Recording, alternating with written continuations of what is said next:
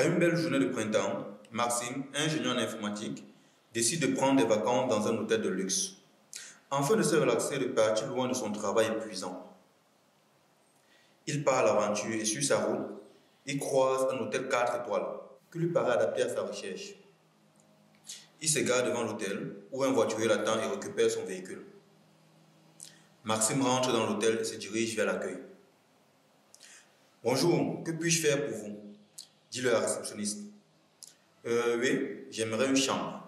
Si possible, avec une salle de bain et éventuellement avec une belle vue. Vous pensez que c'est possible? Interrogea Maxime. Bien sûr, sans problème.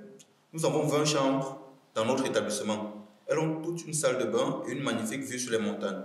Il nous en reste actuellement 6. Très bien, cela me convient, ajoute Maxime. Voilà la clé de votre chambre. C'est le numéro 20. Maxime avance dans le couloir et observe les numéros des portes pour trouver la sienne.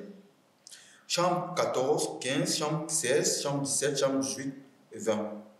Maxime s'étonne en ne voyant pas la chambre numéro 19. Mais rentre dans sa chambre sans trop se préoccuper de ce numéro manquant. La première nuit, il se réveille à cause d'une lueur aveuglante qui passe sous la porte. Il va voir la porte d'entrée, l'ouvre et là, il ne voit plus rien. Maxime se dit alors qu'il a dû rêver et il repart se coucher. 10 minutes plus tard, il est déjà endormi. Le lendemain matin, il se réveille et sent une douleur sur son bras droit et sur sa jambe gauche. Il a l'impression d'être brûlé, mais il ne voit rien. La journée qui suit se passe sans problème, mais quand il repart se coucher, c'est à nouveau le même scénario. Mystérieuse lumière qui passe sous les portes et étrange douleur au réveil. Suite à cela, il décide d'inviter ses amis pour voir si eux aussi vont vivre ces mêmes événements. Cela tombe bien car cela fait longtemps qu'il ne les a pas vus. Ce sera donc une bonne occasion de se retrouver. Quelques heures plus tard, Maxime retrouve ses amis Sébastien et François en bas de l'hôtel.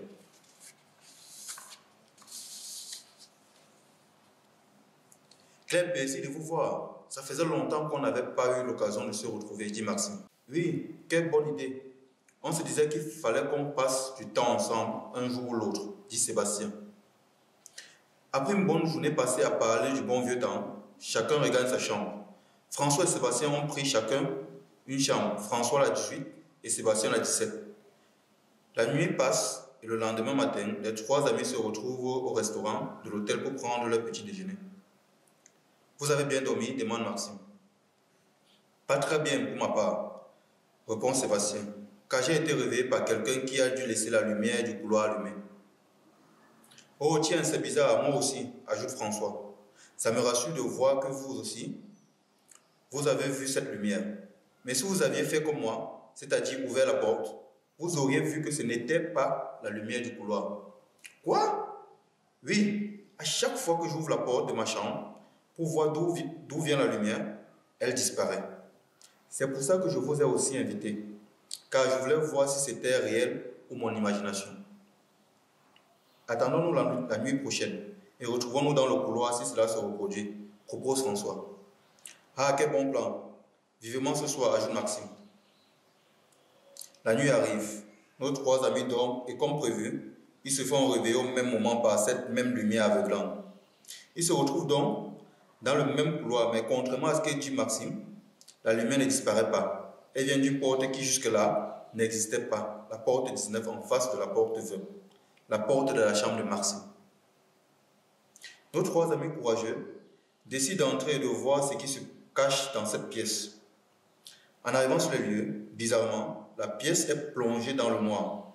Maxime et ses compagnons avancent à tâtons et tentent de trouver quelque chose ou quelqu'un.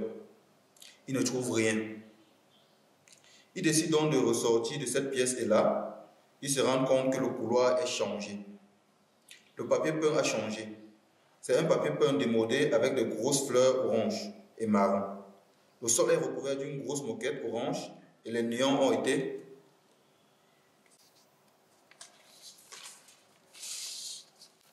remplacés par les vieux lustres en cristal. Les trois garçons ne comprennent plus rien. Ils se dirigent vers l'accueil où le bureau est vide. Seule une sonnette trône sur le bureau vide. Maxime décide d'appeler le réceptionniste en appuyant sur cette sonnette. Dring, dring, dring. Eh oh, tu l'entends pas ou quoi? Quoi? Qu'est-ce que? Qui me parle? Ben à ton avis, ta soeur idiot. Maxime ne comprend plus rien. Il est dans son lit, sa soeur en face de lui. Elle rigole comme une baleine. Je me suis trop amusé cette nuit. Je suis entré au moins 10 fois dans ta chambre en allumant la lumière et tu n'as rien vu. Et en plus, j'ai joué avec ta couverture chauffante. Je l'ai montée au maximum. Râle Maxime. Je vais le dire à maman. Maman!